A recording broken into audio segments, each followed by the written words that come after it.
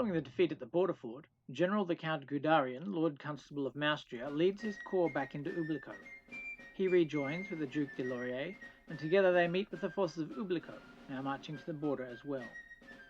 Ludwig rebuilds the border fort, then combines his army with that of Gandoli, though the latter has lost almost half his strength from forced marches in the hot northern sun. Ludwig marches back into Trentis and waits, and does not have to wait long. Goudarian and Laurier, frustrated that Ublico will not march across the border with them, decide to leave the Grand Duchies and head for Dunbara. They make their way up the coast road, west of the lake, and lay siege to the Trentish fort Audacity. Ludwig thinks this is marvellous. He marches into Ublico, while the Maustrians lay siege to the fort, forces the outnumbered Ublicons to retreat, and destroys the Maustrian depot. Goudarian is cut off and will starve. But Goudarian has other plans. The Maustrians leave a corps to block the fort while the other moves around and past, then repeat the same process the next week. Now Goudarian and Laurier are north of the line of fortresses and have occupied Skouliet, and the Maustrian navy is in position to guarantee their supply lines. It is a masterstroke of strategy and cooperation. While Ludwig has been chasing Goudarian across the border, the Count de Gex and his 7th Corps, now relieved from garrison duties in Tippel-Tre, have marched across northwest Maustria and been transported by Klappkatze's navy to liberate Dunbaran city, and with Goudarian in Skouliet, all of Dunbara is free. Klappkatze sails to meet Goudarian, and the three nobles sit down to a sumptuous feast and toast their success, but Gex is not present. His corps is mopping up Trentish officials and capturing supply depots, and Ludwig is on the march north. There is time to withdraw, to retreat further into Dunbara, or to load onto the fleet and set sail for ports unknown, but Goudarian is eager for battle and chooses ground southeast of Skouliet, where he hopes he can deny the enemy the strength of their numbers. Goudarian deploys in the midst of the Trippel Tre, a large wood that has been cut by 3 roads.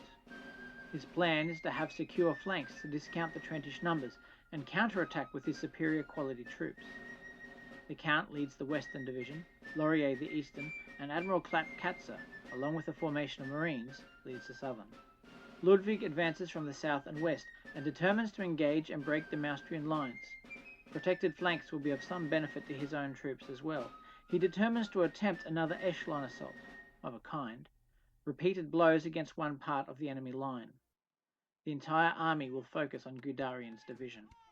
There is skirmishing between the cavalry forces, with the Maustrians delaying and pulling back before the superior heavy troopers. The guns open fire as the Trentish infantry approach, but do little damage as their lines deploy and prepare to advance.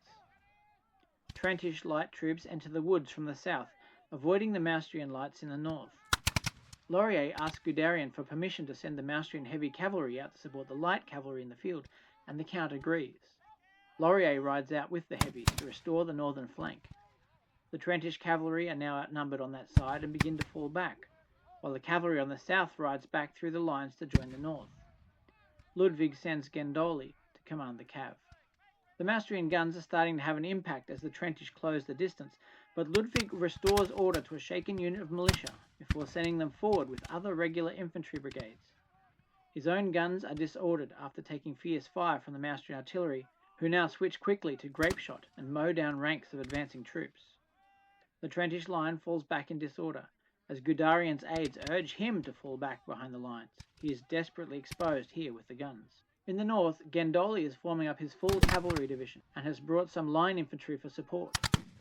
Laurier decides that this is not the time for a suicide charge and begins to fall back. Maybe later. Maybe. Ludwig has brought forward his second line and pushes them into the Maustrian guns. The militia are driven back again, but this time a unit of regulars charge through the grapeshot and reach the gunners. The artillery crews are driven off, and the Trentish halt and begin to turn the captured guns around. Goudarian orders a unit of guards to countercharge and recapture the guns, but they are halted by a fierce volley and become disordered. His remaining battery on this avenue is now exposed, so the Count calls for them to limber and retreat. The whole division is pulling back, deeper into the Trippel Tre, hoping to choke the Trentish advance in the narrows before cutting it off. Laurier is also falling back as the Trentish forces opposite him grow and form. There has been a lot of riding back and forth on the northern flank. A unit of regulars is sent forward to catch the retreating guns, but the battery is on high alert and let fly. The infantry unit is destroyed. There is fierce melee and fire on the north side of the road and in the woods as a unit of Trentish guards charge in to fight the lights, though they are immediately disordered. The lights are driven off as Ludwig brings forward his own artillery, and the central crossroads of the Trippel Tre is filled with smoke and shot. The sound is incredible, and all is chaos and confusion.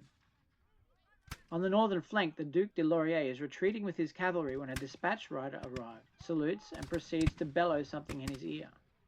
The Duke nods, says very well, and orders the cavalry to charge. The courier, apparently deafened from standing too close to guns in the Trippel Tre, does not hear the order to charge and simply rides away. His message has been misunderstood. Goudarian has sent orders for Laurier to protect the northern road in case the army is forced to retreat. Laurier has understood this as an instruction to charge and drive off the enemy cavalry. So, charge he does. It ought not work. The infantry fire in support and form squares, and devastate a unit of light cavalry. The Maustrian heavies are evenly matched against their opponents, but overwhelm them easily.